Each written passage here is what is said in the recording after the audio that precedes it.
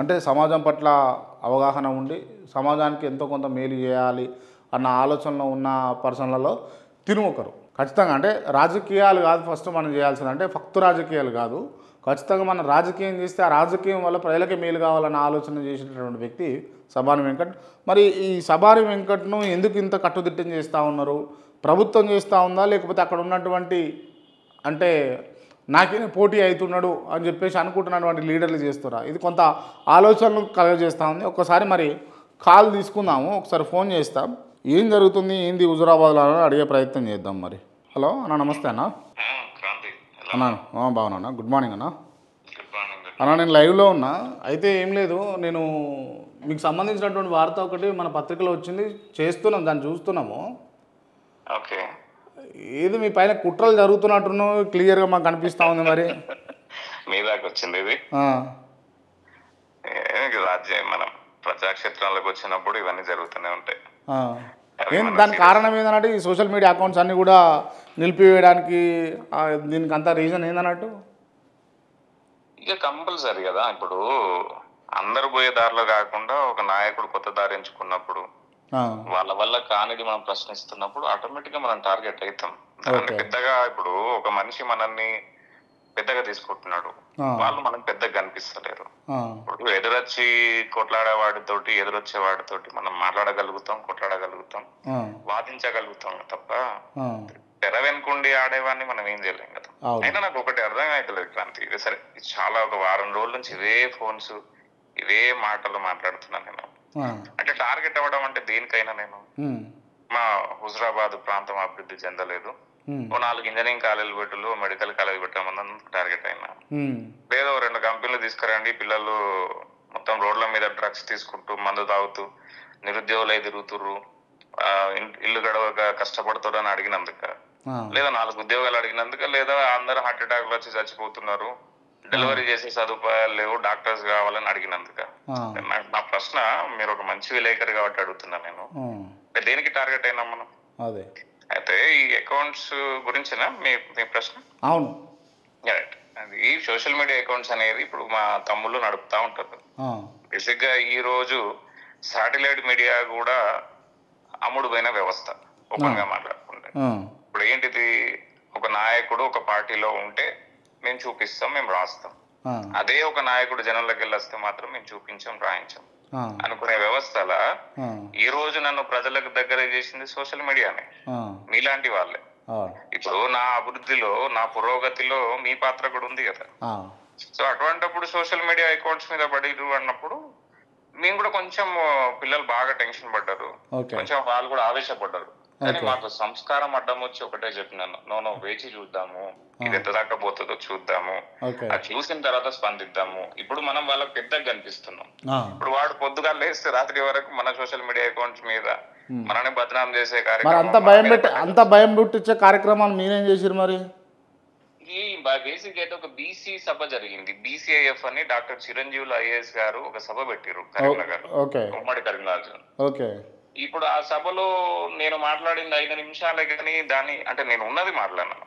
ఇప్పుడు ప్రతి ఒక్క నాయకుడు వచ్చి మేము బీసీలకు న్యాయం చేస్తాం, బీసీ సభలు పెడతాం అన్నప్పుడు నేను కమ్యూనిటీ గైడ్ లైన్స్ లో పోయే నాయకుడిని కాదు. నేను ఏమున్నా నా ప్రాంతం అభివృద్ధి చెందాలా, పిల్లలకు ఉద్యోగాలు రావాలి, ఎవరు కూడా వైద్యం అందక చచ్చిపోవద్దు అని నేను కొట్లాడే మనిషిని తప్ప ఈ కులాలు మతాలు ఈ ప్రాంతాల మీద రాజకీయం చేస్తూనే కాదు. కానీ బీసీలు వెనకబడ్డారు, ఇప్పటి వరకు ఒక బీసీ ముఖ్యమంత్రి కాలేకపోయిండు ఈ 79 సంవత్సరాల ఉమ్మడి ఆంధ్రప్రదేశ్ చరిత్రలో గాని, ఈ 13 సంవత్సరాల తెలంగాణ చరిత్రలో గాని ఒక బీసీ ముఖ్యమంత్రి కాలేదు.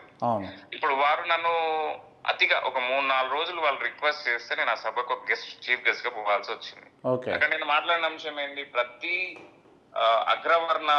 అగ్రకుల నాయకులందరూ కూడా పార్టీ అధ్యక్షులుగా ఉన్నప్పుడు వాళ్ళు వచ్చి మేము కరీంనగర్ గడ్డ మీద మేము బీసీ సభ పెడతాం, బీసీలకు న్యాయం చేస్తామంటే మీరు ముందు party working president, party president బీసీని చేయమని అడిగిన నేను. అలా తప్పేమున్నది? ఇప్పుడు అప్పటి నుంచి వేధింపులు మొదలయ్యి, లేదా టార్గెట్ అయ్యి, లేదా బట్టగాల్సి మీద వేద్దాం, లేదంటే సోషల్ మీడియాలో ఈయన డిమ్ చేద్దామని. సపోజ్ 20 అకౌంట్లు ఎగిరిపోయినాయి, 20 అకౌంట్లు ఎగిరిపోతే మా పిల్లలు ఆవేశపడితే చెప్పిన, అరే రాత్రి 100 చేయొచ్చురా, అది మనకు ముఖ్యం కాదు, లైట్ తీసుకోండి అని చెప్పిన. ఒకటి ఇప్పుడు నేను ఒక 2 అకౌంట్స్ క్రియేట్ చేసిర్రు, అవి అకౌంట్స్ క్రియేట్ చేసి 1000 మంది క్రాస్ అయ్యే లోపు 2 అకౌంట్లు ఎక్కడ కొట్టేసి. ఇప్పుడు మేము నా ఎంక్వైరీ మేము చేస్తున్నాం.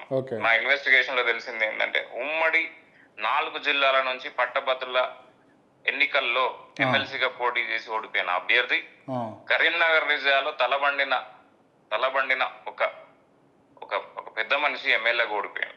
వీళ్ళిద్దరు కలిసి చేస్తున్న ఆట అని మాకు తెలిసింది.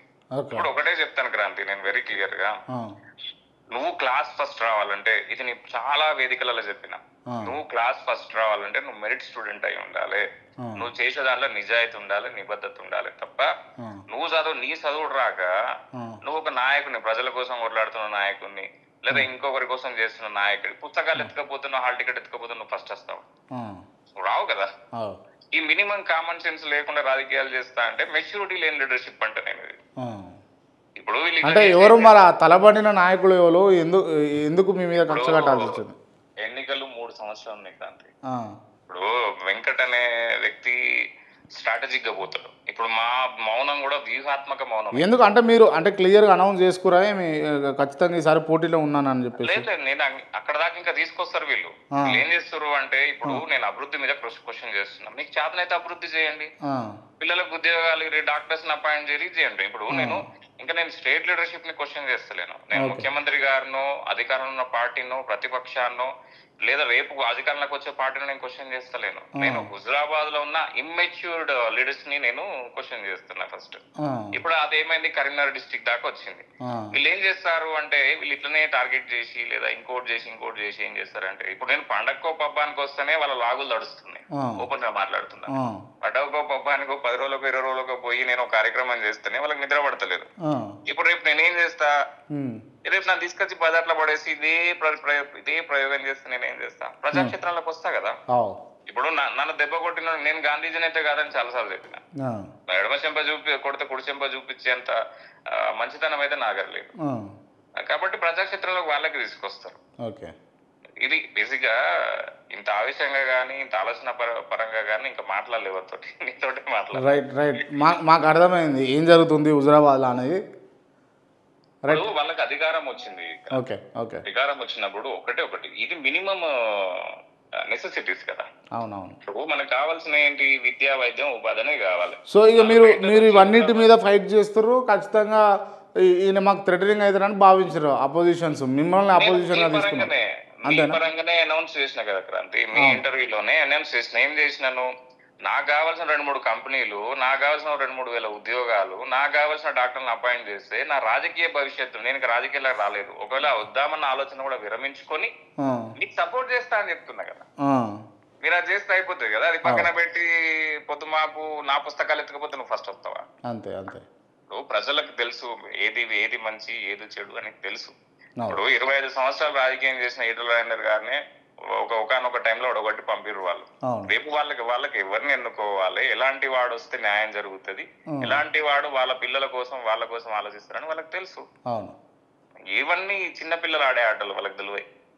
ఈ రాజకీయ నాయకులందరూ ఏమనుకుంటారు అంటే, మైకులు పట్టుకుని వాళ్ళు గట్టిగా మాట్లాడంగానే మేము హీరోలు ఏమనుకుంటా కాదు, ప్రజలు ఎవరిని హీరో చేయాలి, ఎవరిని జీరో చేయాలో వాళ్ళకి తెలుసు. రైట్. ఓకే అండి, థ్యాంక్ యూ. ఓకే, మొత్తానికి సభాని వెంకట్ చెప్తున్నటువంటి అంశం అయితే ఇది ఏంటి అని అంటే, హుజరాబాద్లో ఖచ్చితంగా అంటే ప్రజల గొంతుకై, ప్రజల అవసరాల దృష్ట్యా, అంటే అక్కడ వైద్య సదుపాయాల అంశాలు కావచ్చు, లేకపోతే రోడ్డు రవాణాకు సంబంధించినటువంటి అంశాలు కావచ్చు, వివిధ అంశాలు, కాలేజీలు కావచ్చు, లేకపోతే పెట్టుబడులు పెట్టండి, ఉద్యోగాలు తీసుకురండి, లేకపోతే కంపెనీలు పెట్టిపోయండి, ఇవన్నీ అంశాలు అడుగుతున్నందుకు టార్గెట్ అయినట్టుగా ఇక్కడ స్పష్టమవుతా ఉంది. గతంలో మన ఇంటర్వ్యూలు చూసినప్పుడు కూడా తన కాజు కూడా ఈ వైపే అడుగులు వేస్తూ తను కాన్సన్ట్రేటివ్గా వర్క్ చేసుకున్నట్లయితే మనం చూసినాం.